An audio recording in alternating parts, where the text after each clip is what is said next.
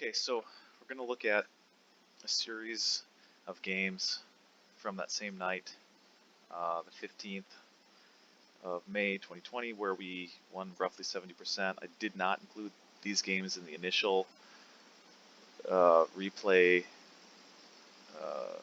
group of replays for a couple of reasons. Either they didn't go as well, or they were less interesting, or some other reason. But I'm going to look at them now. I think it's important to look at the ones where we didn't have success and try to figure out what we were doing or what we could do differently to try to have more success in the future. Again, clearly a component of retrospective analysis here, and versus the in-game information that we had at the time. And I think a theme for this is going to be that one is that when poor plays are made, there's a couple of reasons for it. One of them is often miscommunication or lack of communication or unclear communication. Another reason for poor plays is just poor individual decision making.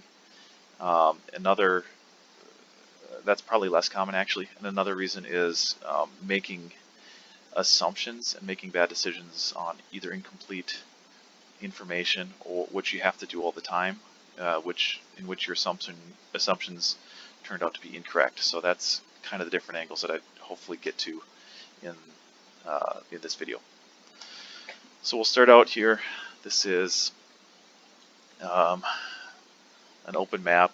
Again, similar lineup in that we have fast tanks on both sides, all mediums, but they don't have light tanks, so they should not have vision, whereas we have vision. I'm initially worried that they will have more firepower and able to concentrate it better than we will, and so I want to stay together. I believe that the upper part of this map has more relative power because it has more of an overwatch above them sort of position, and you can control a lot of map from this area. So we're going to stay together as a group here on initial deployment. We see those tanks. Hard to know what they're doing based on that information alone. Maybe those guys are spotting, maybe they've split up, and those are just a couple of their tanks, and the other tanks are doing something completely different. Maybe they're all together, but once they're spotted, they fell back.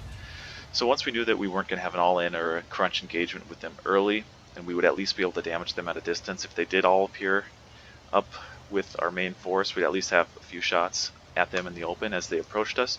So I'm going to try to get vision, and here I'm a little nervous about where they are and how aggressive I should be, because they could have all of their tanks right here, and that would force our main force into action to take positions along the ridge or go cap or come back or whatever.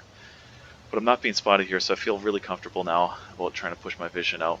And now the discussion becomes, this looks like a camp. We're going to have to try to take down a camp. The best way usually to do that is to try to push out vision and have multiple lanes of firing. So we're clicking on different locations in the map as far as where generally they will be and or where we can get shots. So the Type 6-4 is going to go to the middle. I'm going to go here and slowly work my vision out. I'm going to wait a little bit, hopefully, to get the other support tanks in position.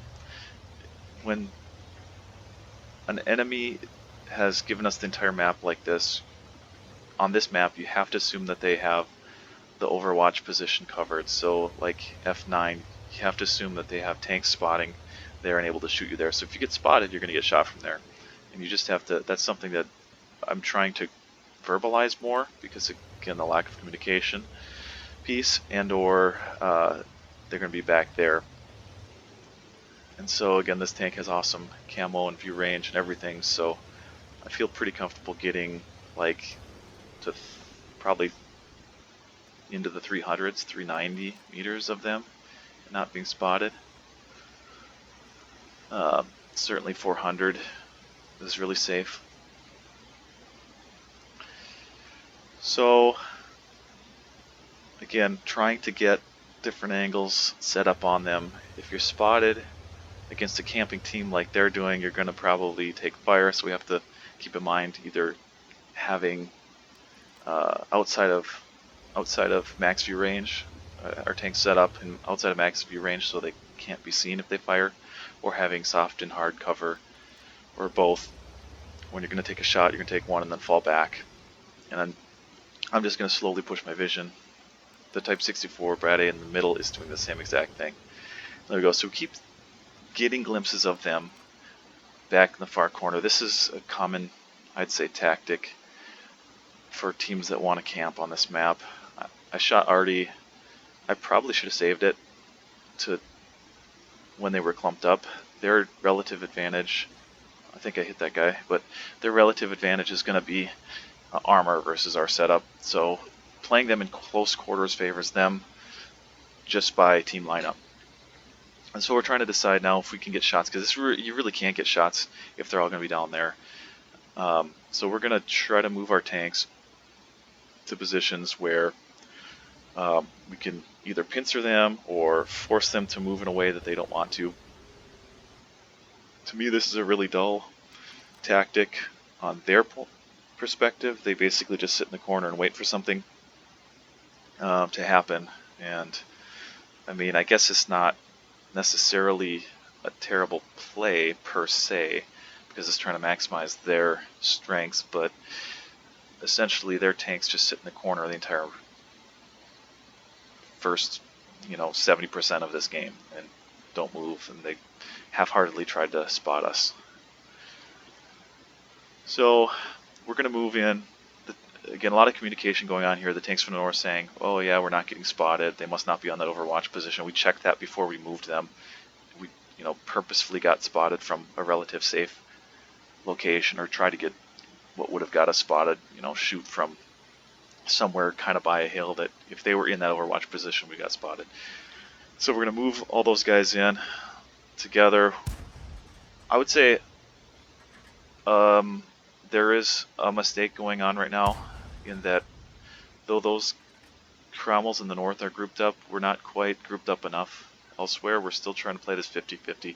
We should have probably realized that we're going to need to concentrate our forces in response to their concentration of forces. If they rush out to the north, we will get shots on them, so we'll thin them out quite a bit if they try to make that play. So we're pretty comfortable with what they are doing and where they are, so I'm going to move in here, and at the same time the tank in the south, the Cromwell behind me, is going to kind of move in. And now we have, I'm worried about getting Artied right here actually, but we have the information that we need. So we're going to have Cromwells in the north come out and into cap and basically force them to make a decision, either to reset cap and they get shot by us, or to do something else. Hopefully now we're finally getting the rest of our tanks into positions to support either way that they play this. So here we are, we're on cap. They can, I think from their perspective, the correct play is to push out at cap here, but they decided to go the other way, so it takes me a little bit by surprise. We're gonna stick with the cap. I wanted to just slip behind them here, but I get double tracked and I can't do anything and I die. We got 18 seconds into cap, so right here it's important to realize that what we are trying to accomplish is we actually are trying to cap this, so they'll be able to reset that or kill that Cromwell. The 3 on cap are on cap. Our biggest misplay here is that the Type 64 isn't in the fray quite enough, and these 2 tanks are not quite able to respond to what's going on at this point, and again, it's probably not clearly communicated at the time, but what's happening is that we're going to try to delay their resets until we can cap out, and the way that you do that is you get every tank who's not camping to get into the fray and mix it up with these guys so that they don't feel comfortable shooting what's on our cap, or what the tanks that are capping. And if they do get close, then we have to break out and counterattack them. And so that's kind of what we were within, like a second or something there. This tank drives out of the cap now, even though he would have been probably better off to stay. And now it's over. Again, if we would have been able to get into the fray a little bit more, that Type 64 wasn't quite in it. The Cromwell in the back weren't quite in it enough to really make this play out the way that it should have for us. Conversely, we could have just attacked right into their position. I thought it was going to be better to force them to make a play, force them to move, force them to take shots as they're coming over the ridge, rather than force our tanks into their position when they were pretty boxed in. We get a couple kills here, but these are really late kills. The score is going to be a little closer than the game was, but we didn't really have a realistic way to win this one at this point.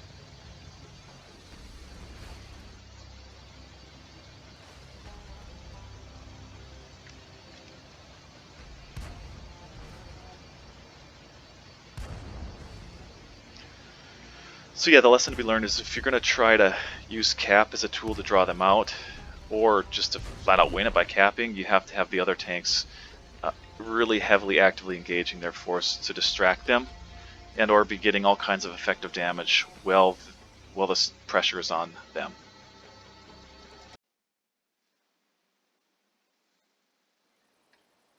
Alright, here's Battle on Cliff. We have, again, this is going to mostly be true, we have a mobility advantage, they have an armor advantage. The mobility advantage is amplified by their T-150, which won't keep pace even with their slower mediums like the Brit Panther and the 3045Ms. Cromwell's quicker, obviously. So we're going to try to get into a position above them and react. A lot of the action either happens right here on Cliff or down along the one line and the donut, as it's called. And so there's multiple ways to do this. You can go one line, that forces more of a close quarter fight. You can go up here. This is a way to use mobility to your advantage. And so now we have one tank, we have to kill him immediately. So the order is all in against this guy. Even their 3045Ms would have been spotted if they were going to be here.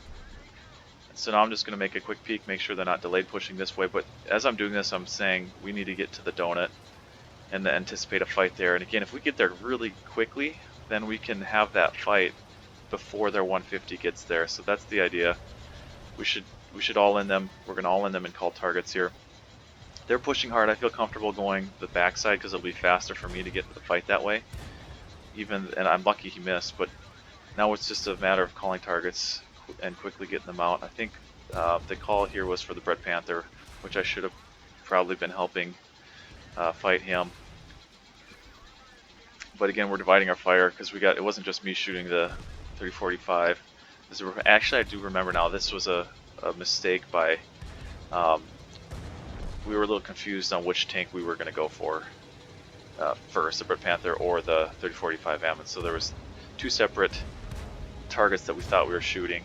I think we shot our own tank there, but again, we're rolling right now. At this point, the battle's already won. When we killed their Cromwell and then rapidly went into position at the donut, we were able to overwhelm that Cromwell right away. So we had two tanks out with minimal loss of hit points just because of sheer concentration of fire. I don't really understand their play here unless I think this guy was like not in their clan or whatever, so he maybe didn't understand what they were supposed to be doing.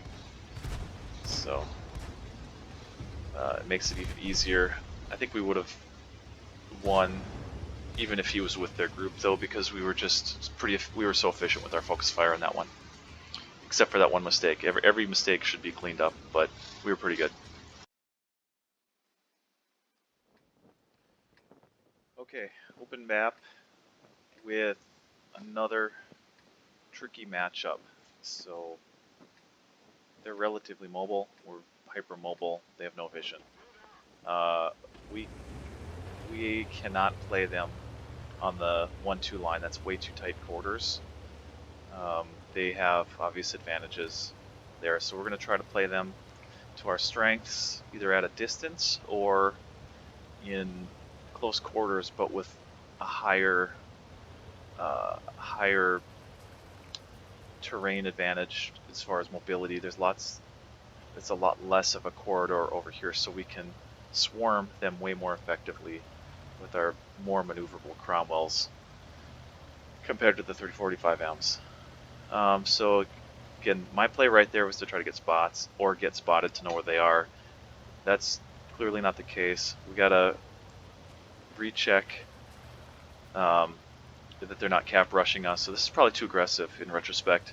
We should have all turned back immediately and gone to set up. We're again thinking of assumptions and failed assumptions. My assumption was that they were camping, and I should have assumed that they could have been cap rushing us hard on the other side of the valley along the 1-2 line. This was a team we'd played previously, and they were not aggressive.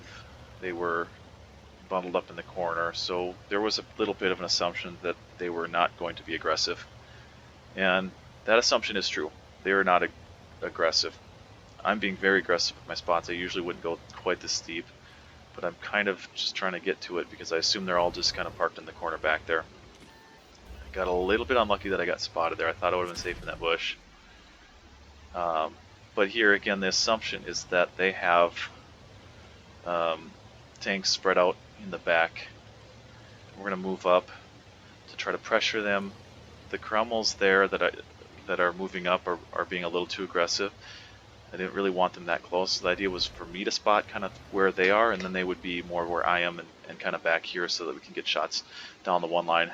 We sent tanks to the corner in K6 to spot out a little bit. They can get spots onto the hill at H3 and then also get cross-firing shots. And speaking of the map there, I wanted the tank in the middle as well to kind of have an alternate firing angle. It's a little tricky to play through that city, but on the southeast side of the city you can get shots into the corner. It's just a little bit different angle than anybody else has.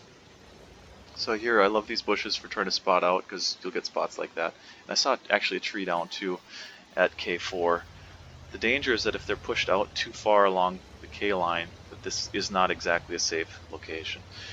So here it looks like their force is really split, and we have enough tanks in this area to engage them. So we're going to engage them with our Cromwells. We're going to call the Cromwells together.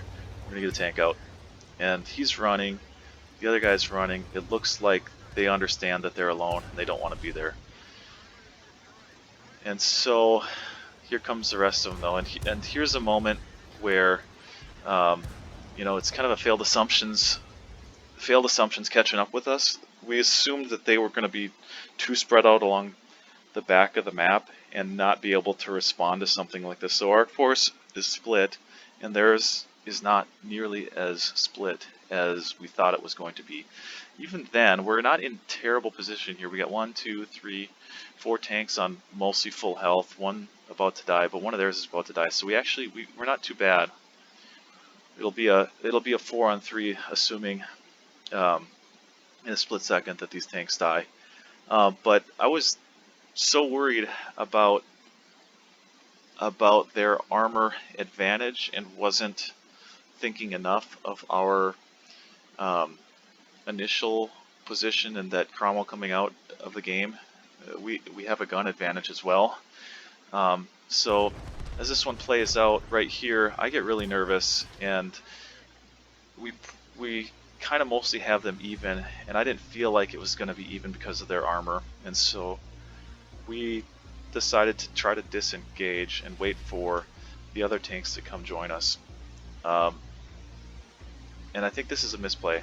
We'll see how it plays out, but essentially I tried to increase the angle to get out of there, and these guys were going to be doing the same thing to try to get out of there and wait for our other guys. Again, they're just left now to get into the fight, but in reality that's just too far. We would have been much better off taking out a tank or two. We probably would have been able to kill 2 of these guys, or maybe 3, and then let the skill of those 2 players that were coming determine the rest of it. Instead, I try to get out and get no more effective fire whatsoever, and then our because we've made the call to get out of this location, our focus fire goes out the window as well. And so now instead of taking out a tank there, we essentially we're going to lose 2 tanks, including bouncing off Cromwells. We're going to lose 2 tanks for the price of 0. Well, I guess we got that one, but we misplayed that crunch engagement significantly because of the failed assumption that they weren't going to be able to respond to our split force with their full force, and they were in a position that allowed them to do that. So they were not as campy spread out as I thought they were going to be. They were much more concentrated. And so the assumption was faulty, and I guess you argue that we lost because of that.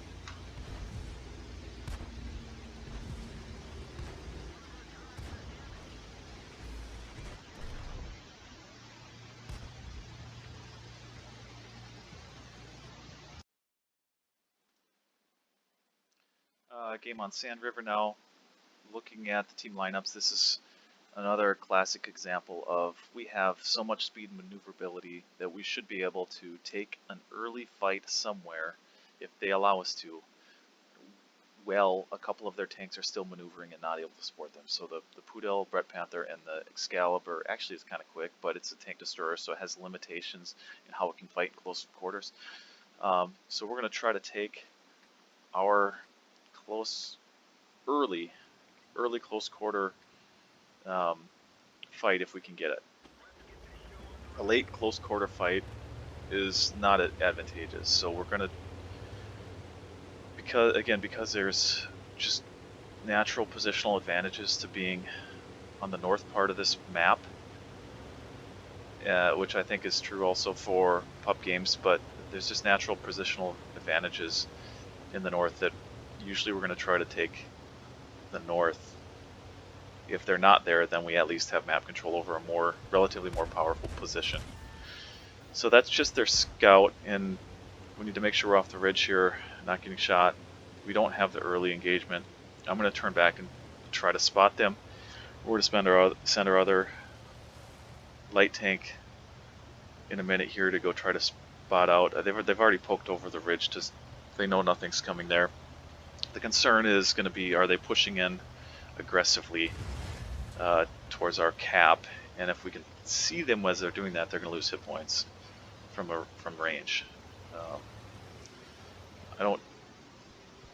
Generally I would try to push straight into the south from here, but I'm really worried about them just pushing hard and catching us. And my assumption was correct, so there's at least 1 tank there. I would expect him not to be alone. So we're going to have to reposition ourselves to be able to shoot into cap. It's really hard to cap this map because it's so open from either side. And so I should have a pretty good overwatch on what they're doing. I really don't want to be spotted or proxy spotted here, so I'm not going to shoot. Now he's just going to proxy me. He knows something's up, so I'm going to go ahead and shoot him. We've got Cromwell's coming back to help, as well as staying above. And one of the things that happens right here that's super important is that we're getting relatively safe damage without some of their tanks being involved. I don't want to get shot too much. I'm going to stay safe. So 64 is a one-shot. Here's another really important thing that happens is that we're not able to finish off the 64. I probably should have been looking for shots on that 64 as he was escaping. I was kind of assuming that he would have been shot by my team. But obviously they didn't have. I should have been able to shoot him as he went through there, and I didn't do that. So that's going to be really important in the end. Anytime you can take out a gun, you need to take a gun off the battlefield. So we are assuming that they are really split here because I haven't seen the Poodles or the Brett Panther or the Excalibur, and so we're going to reposition. This is the advantage of having Cromwells, is that you can reposition rapidly and counterpunch when you need to. So we're going to counterpunch into a limited force. They don't have all their tanks together. My expert driving there. And so we're going to go hard into the Cromwells, knowing that we are going to have relatively safe positions. it's a little bit of a disadvantage being down in that. And so when I see that they're going to die, I'm asking not all of our guys to go in there. And there's that Type 64. He's basically in the same location where he's last spotted. So we're going to try to continue our push, and an important misplay happens here as well. It's kind of a perfect storm in a couple of regards. So right here, it looks like we've got our tanks concentrated. They have 2 tanks dead, and we're in really solid, I guess, control of hit points right now. And so we should be able to quick kill these 2 tanks in the open. But my assumption is a little wrong in that the tanks that are down below are telling me that they're stuck and they are having a hard time getting out of the ravine. And so it doesn't look like we have as many. It looks like we have more tanks here than we actually do. And so we'll get this poodle out, and then try to get the Brett Panther out. And I'm getting shot from the ridge, and it looked like 2 tanks were shooting me, so I'm going to try to just keep moving to try to keep them shooting me and missing me while our tanks finish off. But here again, the issue is we don't actually have an overmatch like I thought we did. Our tanks are stuck down there, and we only have 1 tank who's also getting shot in the side, engaging the Brett Panther, whereas I assumed we had like 4, and he was about to die when I left this. So now let's go back to my point of view. I was assuming he's about to die, and I was just trying to keep their fire off of our guys and keep things moving to the next target. And it turns out that it took a little bit longer to kill him than I thought it would. And now we're also a little bit too exposed. I should have probably also shot that 64, just stopped in the open and shot that 64 because to get that kill. And it turns out that kill became way more important than it did when we didn't get it initially. And here, our 64 gets shot in the side from the hill there. He had a hit point advantage, and the assumption was that he was going to kill this Cromwell at the time, but he didn't get there. He probably should have ducked behind the tank for cover and then use sniper view. And so now we have a tank mismatch. They have the advantage in guns, but we have 2 of them are one-shots, and they both felt like they were getting focused down from the overwatch position, and they felt like they couldn't move. And so our thought was to force them into close quarters, and hopefully they make a mistake in close quarters.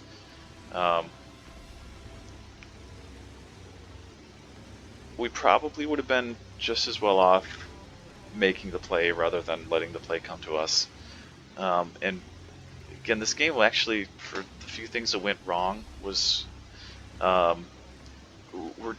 we're 2 unlucky breaks or low rolls or one-shots away. They have 2 one-shots, so you know, them having 2, if they would just have the tank destroyer left, even on full health right now, I'd feel pretty good about that. But they actually do a really nice job here of thinking it through and making this happen in a way that will get them to win. So we're planning on, you know, obviously if we see one of their one-shots, we have to kill the one-shot. That's the priority target. And if their tank destroyer closes, we're going to try to rush him and get his back so we can take his gun out of the fight. And so I kind of said, if their tank destroyer shows up, just rush him hard and look for the other tanks, and just use your positioning to avoid the tank destroyer. Even though that thing has a really wide gun arc, it's still a tank destroyer. You can get behind it and take his gun out of the fight just by your own positioning. So hopefully snapshot one of the light tanks or one of the one-shots, and then just be able to outposition in close quarters their tank destroyer. Plays out in a second here. There's the tank destroyer. One of our tanks is able to rush, but he takes too much fire and can't really get around it. And their one-shot tanks are spread out enough at different angles and engaged after their tank destroyer did. So they played it pretty well. We certainly had our opportunities to win that one.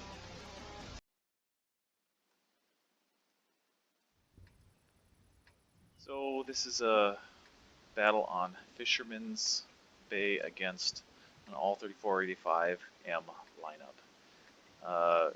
Once again, they have a little worse mobility as a team and a little better armor. The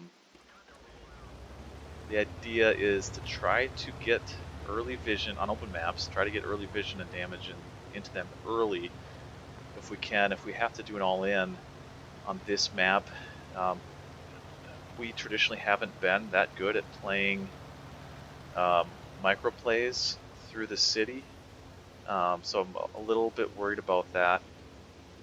But I'm going to try to get us a spot here so we can get some guns going before they get right into us. That's a misplay. I should not have turned on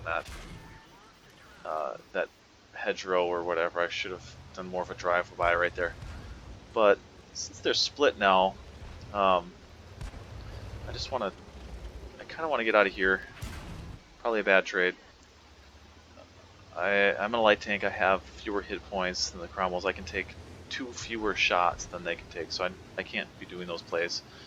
But we can see that they're relatively split, so if we rushed into them now, we'd probably get taken down from distance, and that's bad.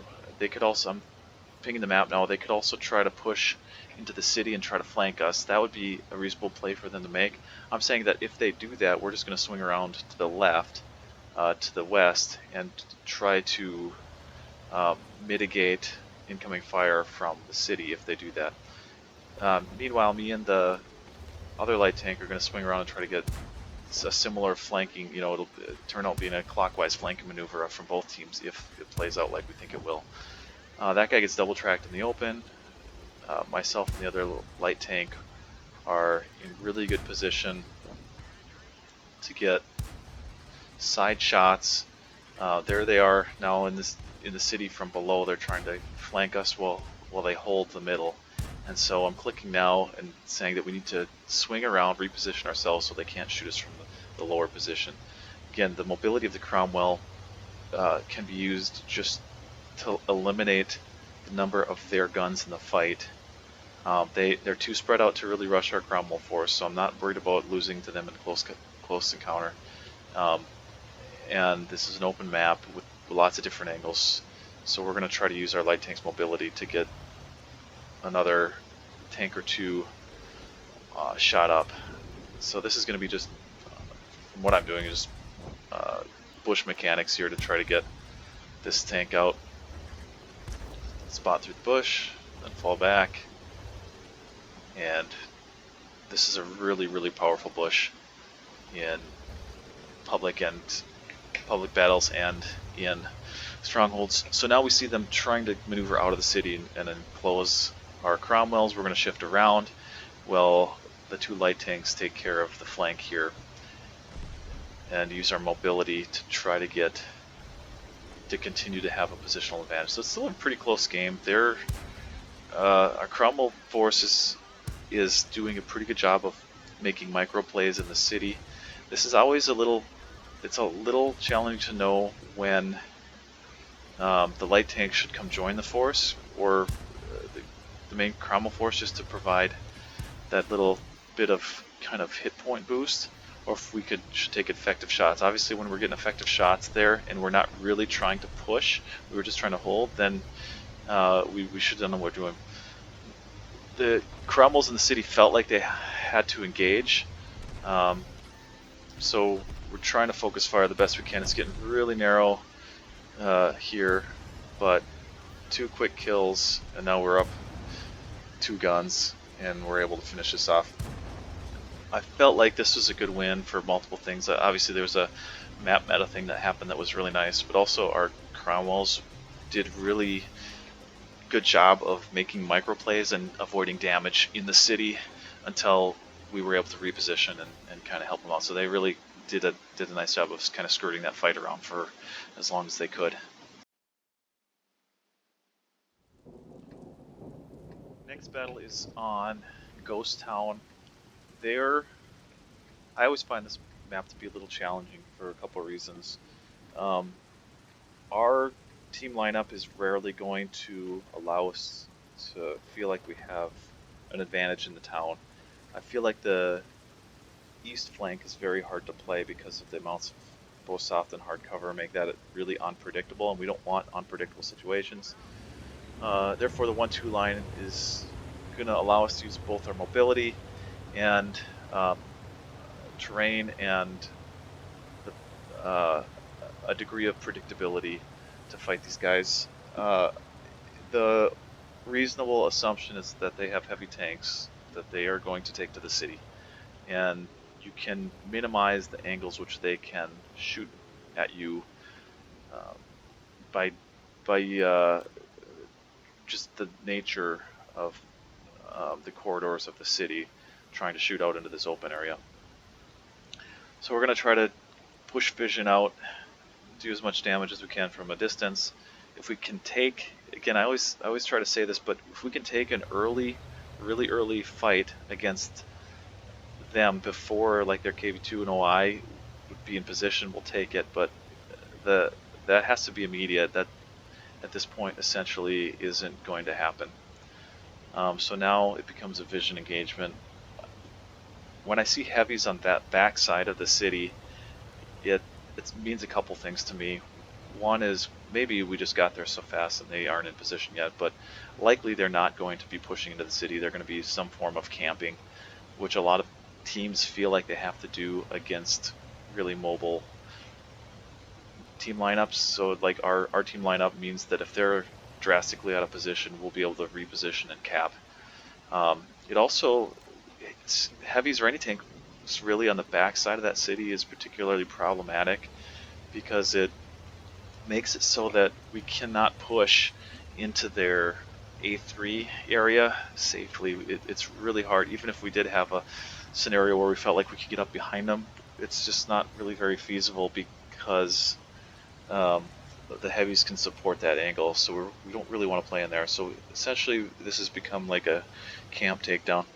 It's really important also to know about this game is that I was lagging really hard, and a lot of my movements are not very controlled or purposeful right now.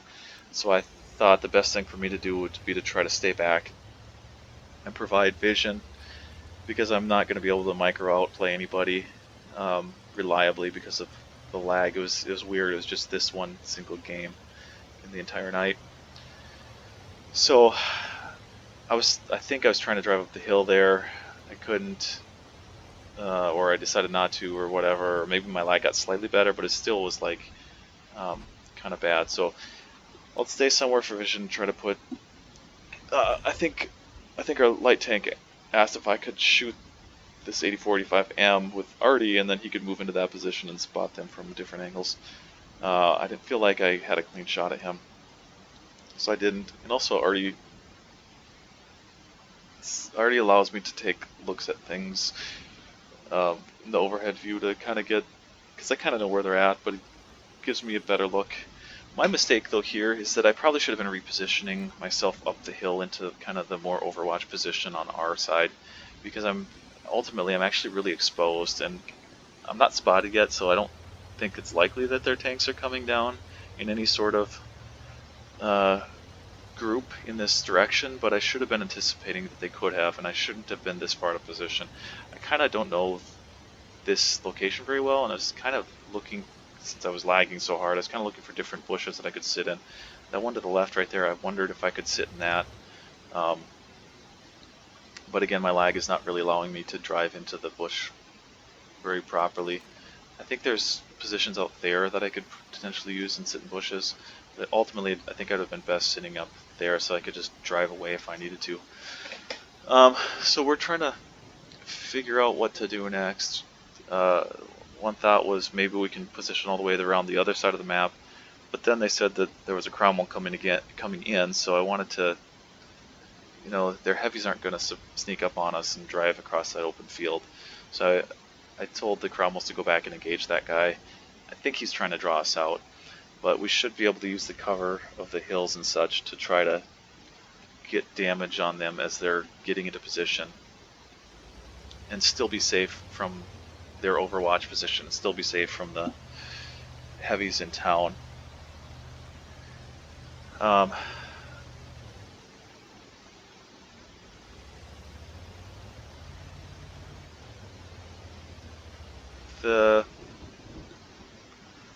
It's pretty stale. And here's kind of an interesting engagement. So I'm really still lagging. I feel like, so I have a lot of multiple crew skills on this tank. I feel like I can outplay an equal tank most of the time. My reload's faster. I made a play there where I drove behind him, and I know that this tank has a really slow turret rotation, but I don't feel like I'm comfortable not auto-aiming at him because of the lag. And so I missed a shot there, which would have made him a one-shot. I see the KV-2 behind me, and I'm a little worried about following him that way. And so right here, I should have just stopped and killed him. And of course I get ammo racked. And take 2 rather than 1. I should still have the advantage here. I don't know why I didn't repair my ammo rack. I think I thought it was my loader. And I just used my med kit. But I allowed myself to get outplayed partially because of lag, partially because of bad recognition that it was my ammo rack and not my loader that was dead. And if I would have killed that Type 64, this would have been a massively different game, because immediately right now I would have been able to reposition to support these Cromwells, or even drive all the way around and put pressure on the backside and maybe cap. So that turns out to be a big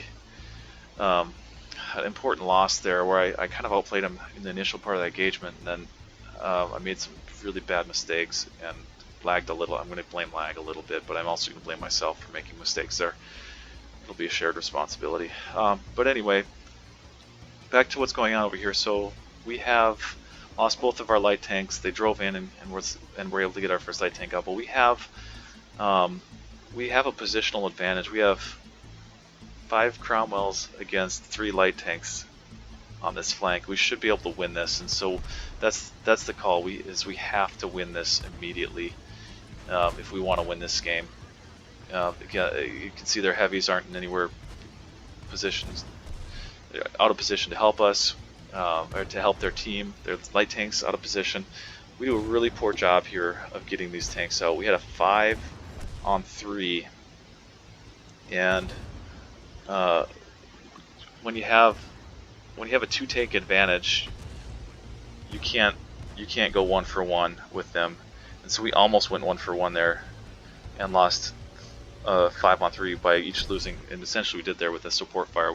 We had a 5-on-3 and lost 3 tanks, so that's pretty unacceptable. Right here, basically just trying to make a miracle happen. So at the time when this happened, I thought there was a misplay here by this Cromwell. He's just trying not to get shot. And right there, I wanted him to drive behind this hill so he wasn't going very, very slowly up a hill and in line of fire. He's borderline going to be out of spotting range from this heavy, but again, they have a light tank up there, and they have this OI that will be spotting him here. And this KV-2 is about in firing position too. The tank below is in a great position in a lot of ways, because there's not as many tanks that can shoot on him. Well, probably only the light tank. He's not really in danger of getting shot from any of their tanks here. So I was hoping that this Cromwell would go back behind this ridge and take himself out of the line of fire. And we had this conversation after the game, so there he is getting shot by different things. We had this conversation after the game that oftentimes the right play is either, if you can't make that work, then the right play is actually to go down underneath their guns, just like Bob did there. And so we don't have to worry that much about cap here, because it takes a long time to cap, and this is an open map. But it's a one-shot tank, so we have to try to get him out. And again, we're getting this tank is getting shot at. He's not safe. He was just spotted. If he was behind this hill over there on that corner, still shooting, I'd feel a lot better about it. Luckily, they missed. And now another really super lucky things happen here. This OI should have our Cromwell dead to rights, but somehow he shoots that piece of cover and or the track of the Cromwell and doesn't kill him. So that allows even now, this looks really bad. This KV2 should eliminate one of these tanks. It was super unlucky that the OI didn't. And they still have that light tank on Overwatch. So the KV2 misses, and now we've got 2 tanks with 20-second reloads. We have limited guns in the game, but we should be able to get one of these guys out just by virtue of DPM before he reloads. And we do. And now again, it's a matter of, you really have to understand what they're doing and where they're at. So this is a really great position. It's both below a ridge and it's behind a dead tank against the HE. So there's just, you know, with really poor gun handling. So there's, though it seems ugly and it's really close to him, this is a really strong position for what's going on right now.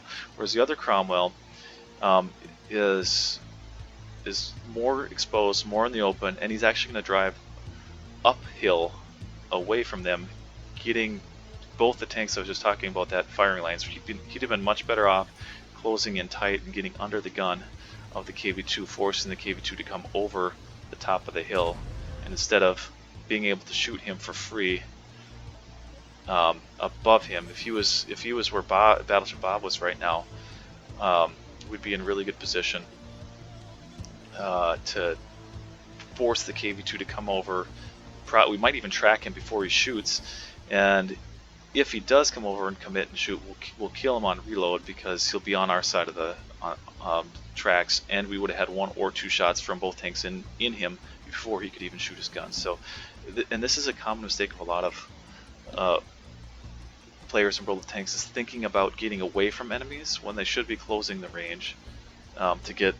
You're still getting away from their gun, but you're doing it by closing the range and using the train to be underneath them. So now 2-on-1. Again, their light tank shouldn't even exist at this point in time, because I should have killed him.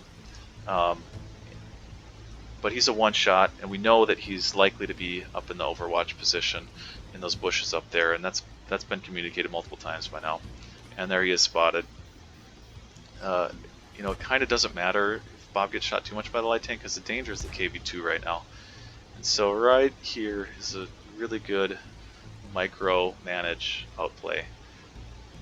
Just barely, but so lucky, gets the jump just enough on the KV2 that he's able to stay out in front of him. He sets him on fire there twice, but I think he would have outplayed him regardless. Certainly it slows down everything. You can see his turret was barely moving at all. I think he would have got him regardless of that fire, and he certainly would have been able to kill him safely without support from the 64. I feel like their 64 should have joined the KV2 if he was going to push over like that. They should have gone together. I don't know if they're feeling the pressure from the clock ticking down, but essentially we're in a really tough position here still, because Bob can't move. There's only 40 seconds in the game. He can't go any direction out of here without getting spotted and shot at by the 64. But we know where he is, and somebody suggested, you know, you can take 3 shots. Why not see him, get shot, maybe he'll see him, maybe, if not, just blind fire from where you know where he is. And so that actually is a really good idea. Get unspotted so you have timing a little bit. He's going to try to use these bushes a little bit first, but it doesn't work. It doesn't matter. We know he's going to be there. I paused it. We know he's going to be there. The 64 should have fell back behind the bushes and made that shot, but even then Bob would have blind fired his location, and he was just going to sit in the open comfortably for 2 shots, and they're going to trade 2 or 3 shots, and we feel pretty decent about our odds there, even though we don't exactly know where their tank is. We know about where he is. Here's a battle on Redshire. Assumptions and likelihoods and team lineups. So they've got slow tanks, they've got a tank destroyer. They have some disadvantages in the way that they can play.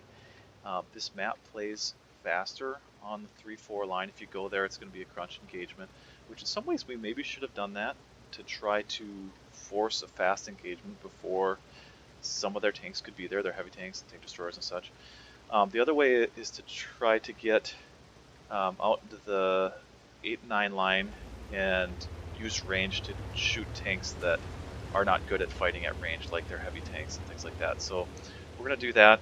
I commonly will have a light tank stay over here to hopefully not get rushed, but to get some vision out so that our Cromwells on the 9 line have something to shoot at on distance. If those Cromwells can take a early engagement on that line against somebody who's crossed the river, they're going to take it and they're going to all in whoever shows up there, because they're only going to be fighting a limited amount of their team. Having I got shot by 2 different Cromwells though, so having 2 Cromwells there makes me pretty sure that they're not going to be crossing. We're going to chase that 64 a little bit, but right here we know that we're not going to get him. He's going to get away. And so we're going to have to try to spread out and get vision, get different angles on them. I'm going to keep trying to work vision here.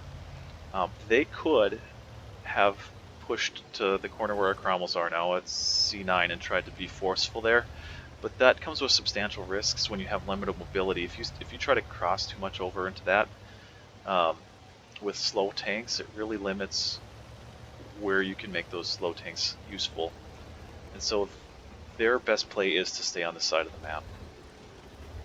3485M in the corner, that's going to be a really hard tank to kill without taking a lot of damage in return. So we don't really want to fight that guy.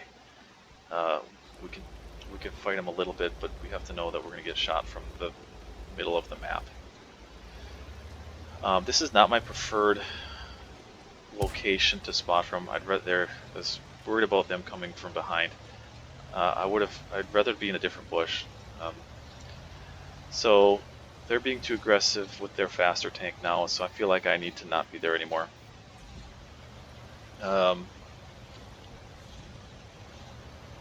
I don't feel worried that they're going to cap us at this point because they have too much of their force not in a position to support their cap, so if they cap we can easily go back and reset them. It would actually be a good play by one of their tanks maybe to cap and try to change our angles. So here we are again trying to get some information. I got spotted, not entirely sure by who, maybe one of the Cromwells in the middle, maybe it was the 3485M. They were asking me if I could get the 8485M out with Artie. Maybe I could. It's really hard to hit moving tanks. There's a 5-second delay, so tanks that are even wiggling a little bit, it's really hard to hit with Artie. And now their heavies are pushing in, and so this changes what we have to be doing. We need to re-engage with our Cromwells now. So again, they have a lot of tanks that aren't able to support them up there on the hill. So we're going to take our Cromwells from that corner and go engage their heavies, ideally without them having the support from the hill. Their 8485M is going to try to push as he should from the back. So here's 2 mistakes. One mistake is that I don't know if probably the call wasn't clear, or we hadn't made the call exactly, or there was hesitation for some reason. But the hesitation of these Cromwells, we should have been much more aggressively getting to those 150s. We had just seen a Cromwell or 2 spot on the hill. The tank destroyer is not going to be anywhere but on the hill, and these heavies are in a position where they don't have that great of support if we play them low through the river from any of the firing positions. I think we're a little too worried about this 8485M behind us, and I'm going to provide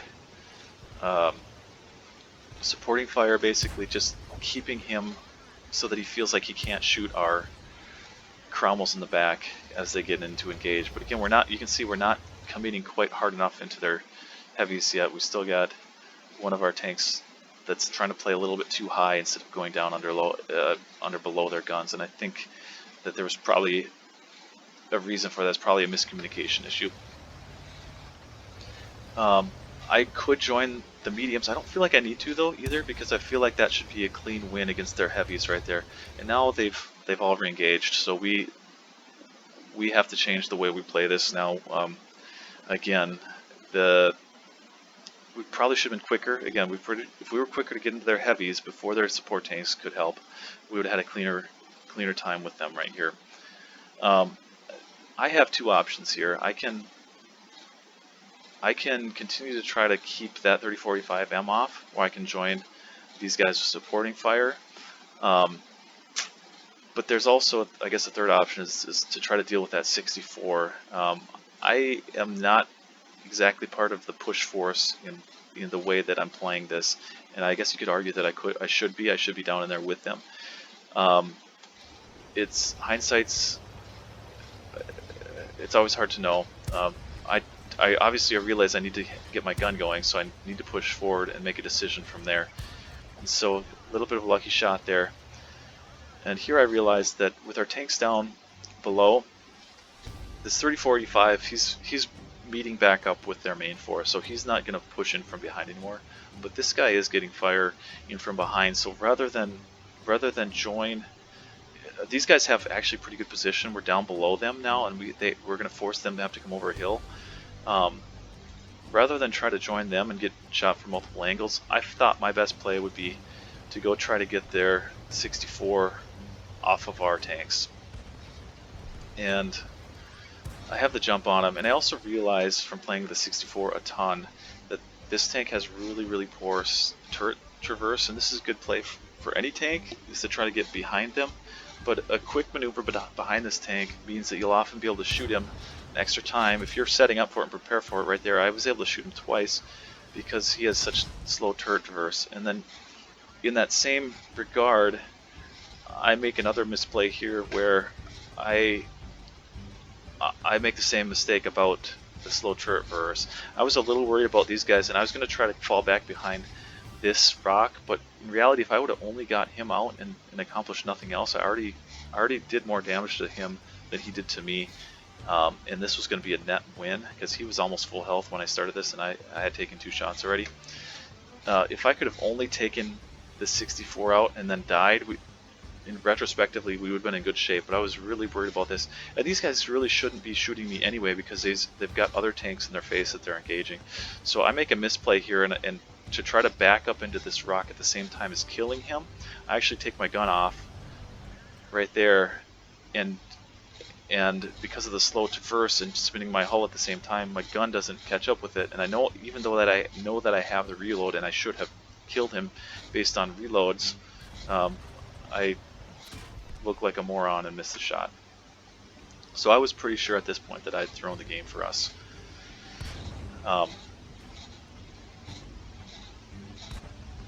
We are able to string it along for a while though.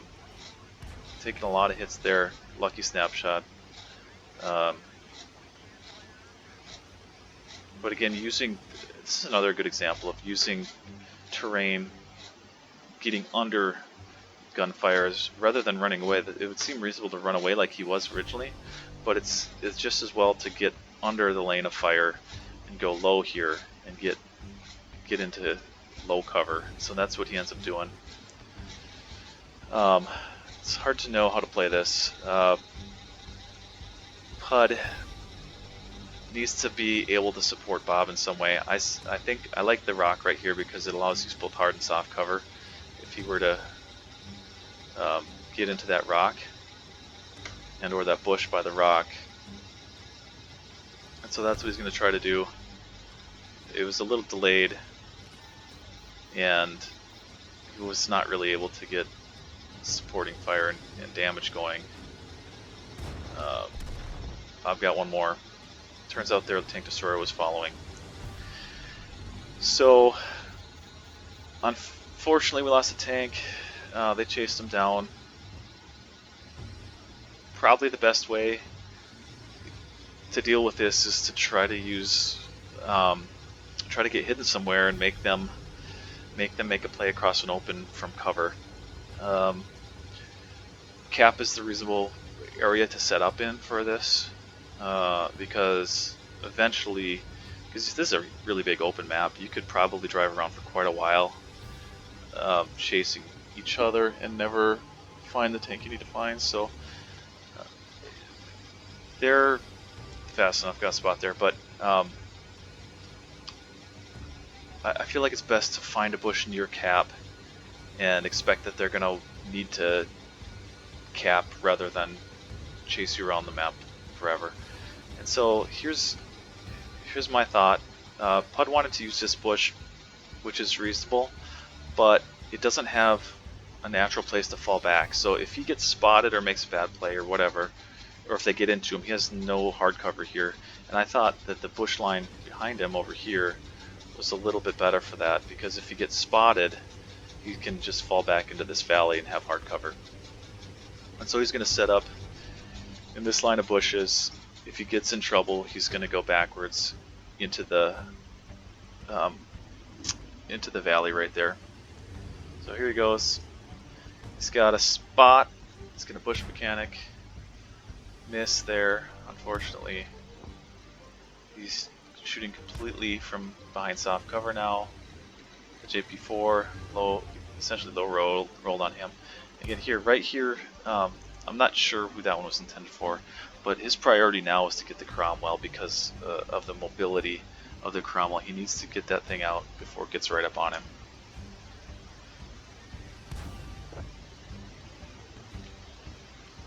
And he needs to, spot him immediately again. And right here, he probably shouldn't have shot the JP because that tank is nowhere near the same threat that the Cromwell is. If that Cromwell gets in close quarters, he's much, much worse off. And so he should have either went further in the bush to spot him or anticipated that he's going to be coming around from up here and repositioned. JP4 has just enough of a little bit of a hold down thing, whereas the top of his turret is really hard to pen, or the top of his tank is really hard to pen. So here's the Cromwell. I think Pud should have, when he didn't see the Cromwell, assumed that he was coming this way and repositioned himself down over there to try to force that Cromwell into a one-on-one where Pud had the first shot because he was anticipating where he was going to be.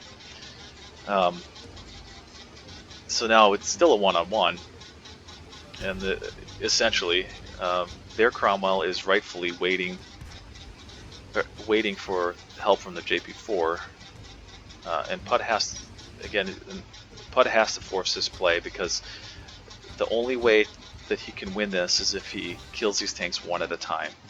So he needs to force this battle against the Cromwell, knowing that their JP4 is likely coming flying in here. And so lucky fire, but he wasn't quite quick enough to be able to make that play and then get back behind cover because their JP4 was coming. I think if he would have made that play just a slight bit quicker, maybe would have had a chance to win. It still was not like I was expecting him to win that, but if you were going to win that one, those are the couple micro plays that could have gone differently. Overall, I'd say that battle was... We lost that battle probably because of a couple miscalculations and misreads in what they were doing. When the heavies came down into the city, we should have attacked that sooner, thinking that they were a little more spread out. They weren't. They followed their heavies, which was what they should have done. But I think if we would have realized sooner that they were likely to be alone for a minute there, we could have exploited that and got right into them immediately and probably won this game.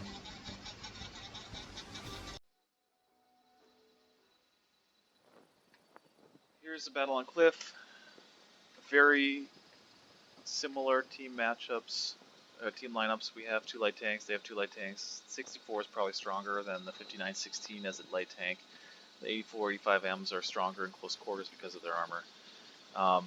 As I had been noticing lately, we have a hard time playing straight down the one line, so we're going to favor going up top, trying to get early damage if we can, catching them in the open, hopefully early safe damage. And then either, because we're so similar, either we have to outplay them as individuals and just beat them because we make better individual plays, or try to use focus fire or surprise or some other group advantage or map reading to force a mismatch. You win strongholds by having mismatches, and sometimes it's a talent mismatch, and sometimes it's a positional mismatch or an information mismatch or a you read the map better mismatch. So we don't see anybody here. I feel comfortable pushing in. If I would have got spotted, I would have ducked out. They're going to take positions in the center. They still haven't seen them. There they are finally. So we're going to, if he's alone, try to take that fight. They're capping, so we know that they're split, so we're going to take that fight as of right now. I could fall back. I don't know if they're camping. There's more and more tanks being spotted. I feel pretty comfortable with, that we know what they're doing. I'm going to go for cap. It'll at least so that give them something to think about. We should be able to win the donut very quickly. They don't have their tanks there. Our Type 64 is already disengaged to go get resets. He's getting pressured now by the 5916. As soon as we kill that tank in the donut, I actually shot the Arby there at the light tank. Luckily he didn't move and it killed him. And now we got to very quickly get resets. It's hard to do what they're trying to do on this map because you are sitting in a very exposed cap location, and so though it kind of gets close, and we might have lost if I hadn't dropped Artie, but they're pretty much going to be able to get resets endlessly here. There's only a couple little key micro positions you can use to not get reset in cap, and otherwise it's very exposed. So this is a very boring game to watch from my screen, but I guess watching the map you can kind of understand what happened. We maybe we're a little slow to recognize our advantage up top and should have forced that engagement sooner. But as soon as we forced that engagement and won it and got back to reset cap, things worked out just fine.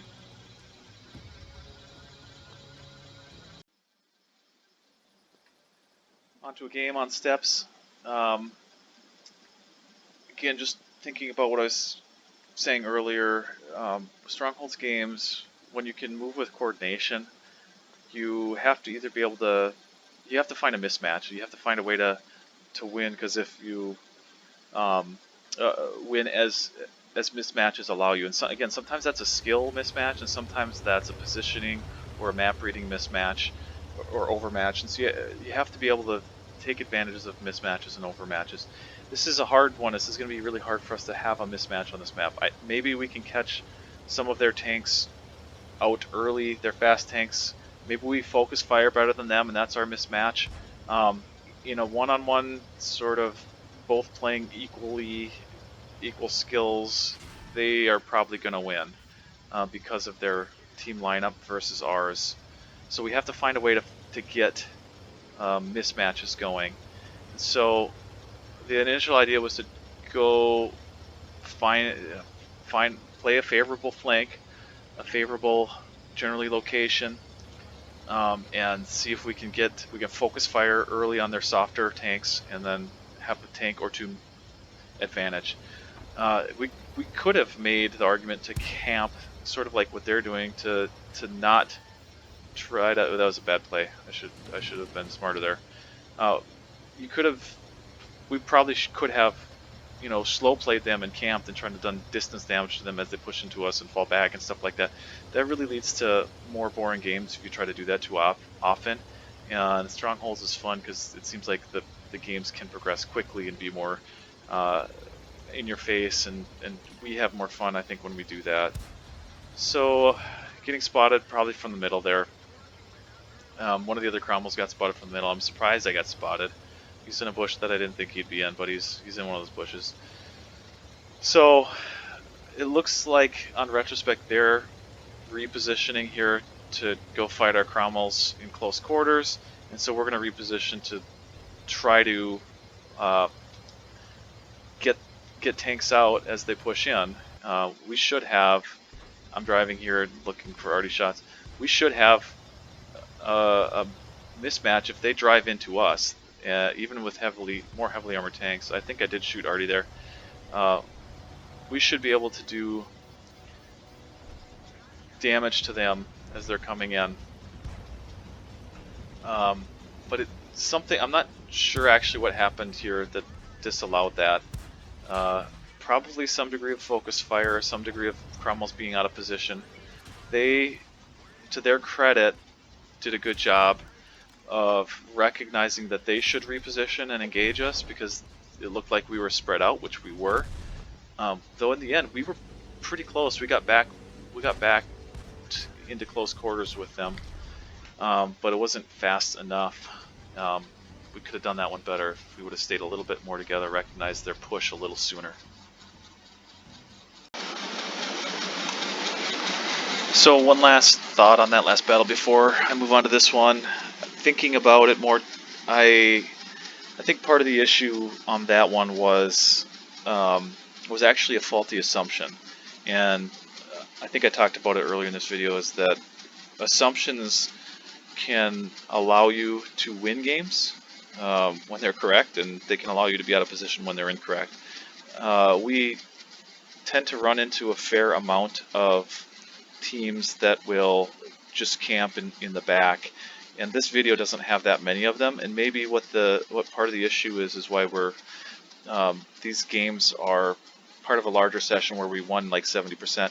Maybe part of the issue is that we were getting used to some assumptions of that teams will be camping, and when we make those assumptions and are wrong, we're out of position. And so maybe the lesson to be learned is that sometimes faulty assumptions are going to win, and sometimes faulty assumptions are going to lose.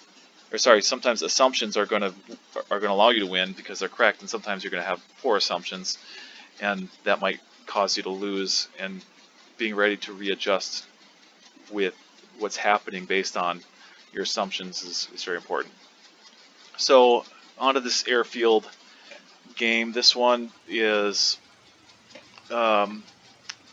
again, this map is good for tanks with mobility with armor. The heavily armored tanks here are going to do well. This is very much a corridor map. They're going to do well against us, and we're going to try to go focus fire. I think we kind of realize in some of our battles that focus fire and team play is really the only way to win it, because there's minimal positional advantages that we can take in this map. There's minimal ways that we can use distance to whittle them down, and essentially we have to rely on our ability to focus fire and battle in a coordinated way in close quarters against them. But their team has all the advantages here in terms of armor, and they're not that much immobile compared to us. That was a really bad shot, but hopefully some of our teammates get him no damage. He's trying to get into that bush. So immediately this opening play is odd to me. This is not a super typical play for Strongholds. People do this in regular battles. So he's there by himself and his team hasn't come to help him. So the assumption here is that his team will not be coming to help him. I know that I can go reposition myself and kill him, but their team does start slowly coming in. We were going to return to cap with some of our tanks because we were quite worried that they were going to be playing angles on us from the back end or getting into cap, and they are, but we felt like we had to go deal with the stuff that was in front of us. So I know that I should have a shot here to kill this tank. So that tank was never going to be the issue. The issue becomes, well, they've got armor right in our face here, and we're having a hard time. We have shooting at that guy, just barely pinning him. We bounced him a bunch. I got to get myself back into the fight here and help out. We still don't know where all their tanks are, but they're starting to show up more and more. And so here's where I don't know how a different assumption would have made this play out differently, but this is maybe failure to. It was a bad poke. That's really stupid. Failure to have tanks fighting a fight that's good for them. Like we're really susceptible to dying via a slow push by tanks with armor, and that's pretty much what they turned this into. They kind of got us pinned in a closed space, and were able to whittle us down because we just can't pin them like quite as reliably, and they can just slow push us and play corners, get us to bounce, and then move forward. So that's what happened in this battle. We probably would have been better off to try to, this one's long over, but probably would have been better off to try to push into them somewhere when we could, and just make advantage of our mobility. And I think that was the failure in this one. We weren't able to take advantage of mobility because of the corridor nature, and we weren't able to recognize that we should have. We were going to lose a slow push there, and we should have just turned it into anything but a slow push, even though we still may have lost. That's just a really tough map and tough lineup for what we were trying to do. So that's the last video that I've got for this series. Hopefully there was some insightful commentary in terms of what we're looking to do and what we could have done and done differently. I talked a bit about micro plays and individual plays in this video as well. That, you know, in reality, a couple of those games were just a mistake or a lag or a little this or a little that away from a win. I guess you could say that about wins too. Some wins that we have are one little thing away from a loss, and I guess that's how it goes. There's certainly going to be an element of closeness in some of these games. You're not going to win them all by just blowing away. But again, the common theme is that to reliably win more than you should, more than your skill level, you need to be able to force mismatches and capitalize on mismatches. And those mismatches can be talent levels, and they often are.